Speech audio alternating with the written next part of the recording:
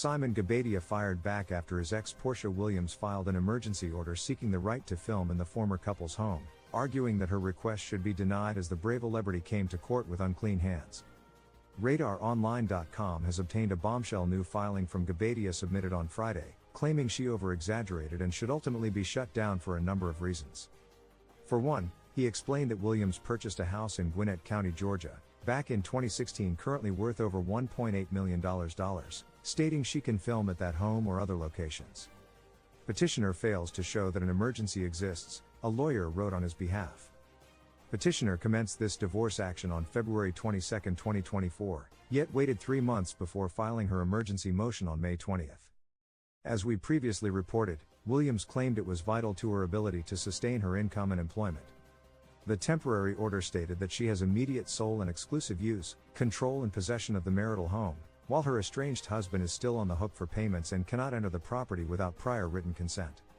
The exes are still facing off over the prenup they signed before their 2022 wedding following news that Williams filed for divorce in February after just 15 months of marriage. The Roa star claimed that she has tried to reach a middle ground with her former flame by agreeing she would not film in areas that are personal to husband, or areas that may contain information personal to husband, including his bathroom, closet, office, etc.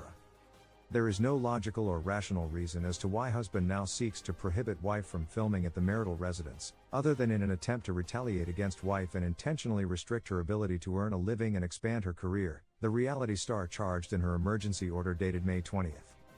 Guobadia responded by claiming she wasn't forthcoming enough to warrant her request being granted, also arguing that she engaged in intimidation tactics to force him out of the home. Williams wants to use her employment to obtain relief from the court, but on the other hand she wants to use the court to avoid providing documentation of her employment to the respondent to prevent him from preparing a defense against petitioner's claims, the doc stated. The judge previously ruled they will determine the issue of filming/recording at a later date.